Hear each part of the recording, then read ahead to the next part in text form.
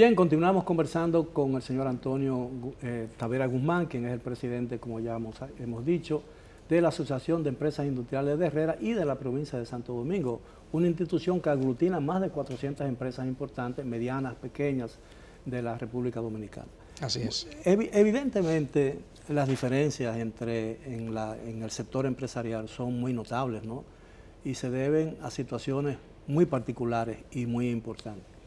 Esos privilegios no ayudan, como usted dice, a que haya no solo transparencia, sino que haya igualdad de condiciones. Mire, La Constitución de la República establece y prohíbe el monopolio. 147, sí, artículo 147. Y los oligopolios.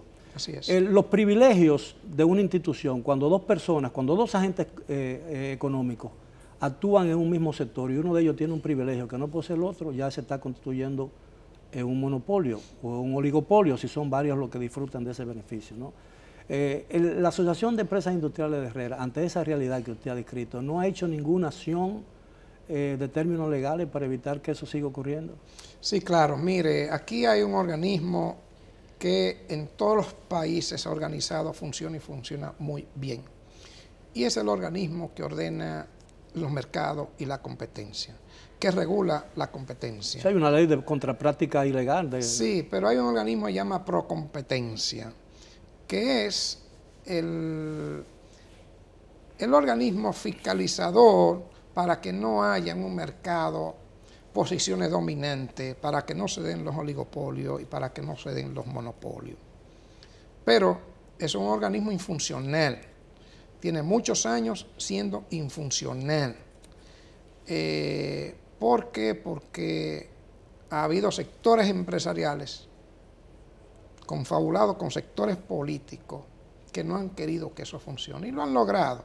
En 2 ocasiones, cuando el presidente mandaba la terna para nombrar al director ejecutivo, que era lo que hacía falta, y el director ejecutivo viene siendo el fiscal, el que organiza los expedientes y encausa las acciones. En 2 ocasiones, cuando se nombraban, se mandaba la terna al Congreso, habiendo en esa terna gente con conflictos de intereses con el sector privado, es decir, que pertenecía a X grupo. Nosotros en 2 ocasiones llevamos oposición mediante acto de alguacil al Congreso. En 2 ocasiones logramos que eso se revirtiera.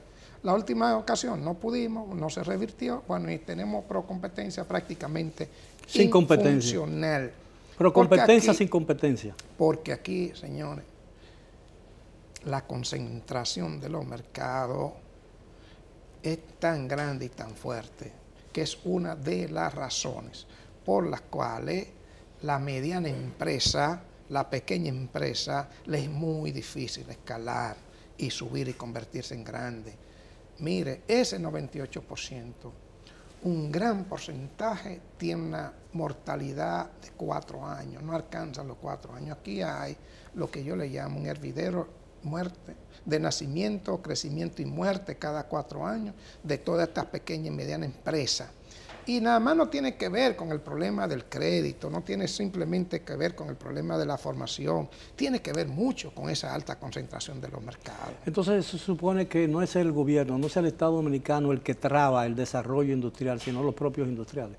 Bueno, o un sector de los industriales. Fíjese, el Estado Dominicano es el regulador, el que tiene que poner la regla y hacer cumplir la regla. El único que tiene el monopolio legal de la violencia para hacer cumplir las leyes es la Constitución. Y si la Constitución dice que los monopolios son prohibidos, que los oligopolios son prohibidos, que las posiciones dominantes son prohibidas, entonces el Estado está en el deber de acabar con eso. Nosotros tenemos un sector transporte, por ejemplo, de carga en los muelles. Óiganme, que es fatal y es un monopolio que no deja que yo tenga mi transporte, vaya a buscar mi mercancía a los muelles. O que escoja el que usted quiera. ¿Entiendes? No, o que hayan 20 sindicatos en los muelles y que yo elija a quien yo quiera. No, así eso no pasa. ¿Te entiendes? Entonces, ¿quién es el culpable? Es el Estado como regulador que tiene que hacer cumplir las leyes y las reglas y la Constitución. Cada vez que un gobierno de la República Dominicana intenta asumir posiciones como la que usted dice, se le acusa de alterar las reglas del juego, de hacer que Es que las reglas del juego, perdón que te interrumpan, están claras. Están las leyes y está la Constitución. Mientras usted esté cumpliendo las leyes y la Constitución, usted está haciendo lo correcto. Porque lo único que organiza en sociedad las posibilidades de convivir armoniosamente en ella son las reglas y las leyes. Cuando la gente empieza a incumplir las leyes y los gobiernos se hacen de la vista gorda, la sociedad se vuelve un caos. ¿Qué otra traba, además del transporte de carga, dificulta el desarrollo o el incremento de la actividad industrial a bajos niveles o medianos niveles? Bueno, si es industrial específicamente, nosotros acabamos de dar un dato de que en las últimas décadas y media, los últimos 12 años, el sector industrial ha perdido 77.000 empleos formales. 77.000 empleos formales. Bueno, aquí hay mucha traba. El mismo problema fiscal, la fiscalidad es una traba, el tipo de fiscalidad que nosotros tenemos es una traba, el problema energético es una traba, el problema institucional es una traba. Óigame, a veces para usted conseguir un trámite es difícil, tiene que esperar 15, 20 días, 30 días, un mes, 2 meses, 3 meses. Y el tema de casilla única, eso no, ventaja. Eso no ha funcionado, eso sería lo lógico y lo más simple y lo más sencillo. Entonces, aquí hay cosas tan primarias y tan simples como esa, que tenemos años y años y no lo resolvemos. Señores, aquí no estamos viendo los grandes desafíos que tenemos como sociedad y como país. O sea, nosotros no podemos seguir sentados desde la grada viendo el juego. Tenemos que hacer los cambios para nosotros poder sostener una economía. ¿Cómo se logran esos cambios? Bueno, mire,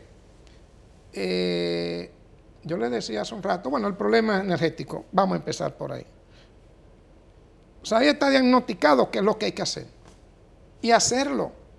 O sea, no importa que usted esté afectando a una minoría, porque usted tiene que hacer cumplir la ley, óigame, y favorecer a 10 millones de habitantes y al 98% de los sectores empresariales.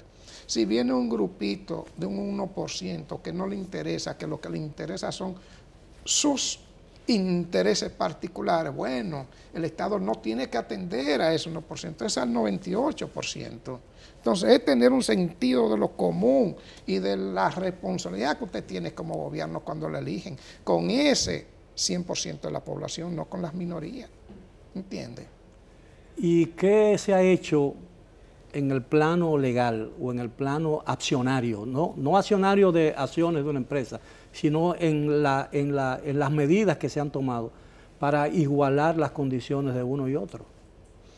Bueno, aquí muchas veces el problema de este país es que, primero, este es un país donde hay leyes para todo, pero no se cumplen. Aquí usted se encuentra y usted quiere ley anticorrupción. Yo no creo que haya países que tengan tantas leyes anticorrupción como este. Y mire cómo estamos en corrupción, y en problemas de transparencia, en impunidad. ¿Y el Congreso? ¿Qué papel juega el Congreso en todo esto? Bueno, en una sociedad democrática donde esta democracia funcione correctamente, el papel del Congreso, además de ser leyes, debería ser tener un balance entre crear el necesario balance, ¿no?, entre los distintos poderes, pero también debe ser el órgano que esté en permanente vigilancia y control sobre el Ejecutivo. Y aquí no lo tenemos. ¿Por qué? Porque aquí pasan situaciones con los congresos. Primero, cuando son congresos de mayoría de un partido, pues generalmente se pliegan a lo ejecutivo.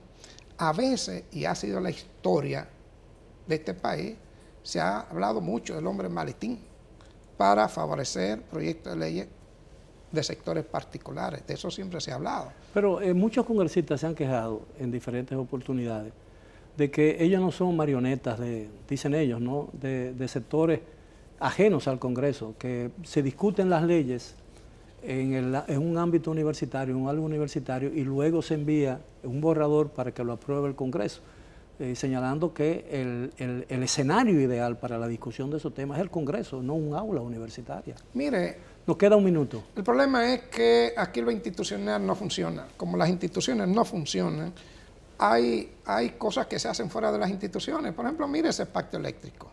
Ese pacto eléctrico se está discutiendo al interior del Consejo Económico y Social, que es un órgano consultivo del Poder Ejecutivo. Ahora, ¿por qué se está haciendo? Se está haciendo porque la institución que debe resolver problemas eléctricos no la resuelve ni lo hace. Entonces, ya, nosotros hemos discutido un pacto educativo porque la institución no ha resuelto ese problema. ¿Te entiendes? Entonces, nosotros discutimos cosas fuera de donde tienen que discutirse, por eso mismo, porque las instituciones llamadas a discutir y resolver no lo hacen. Entonces, a veces nos quejamos y no hacemos el trabajo. Bien, el tiempo se nos agotó. Le estoy muy agradecido por la amabilidad de haber aceptado nuestra invitación. Y a todos los amigos, gracias por estar con nosotros nuevamente. Los esperamos mañana a la hora de siempre. Hasta entonces. Gracias, don Miguel.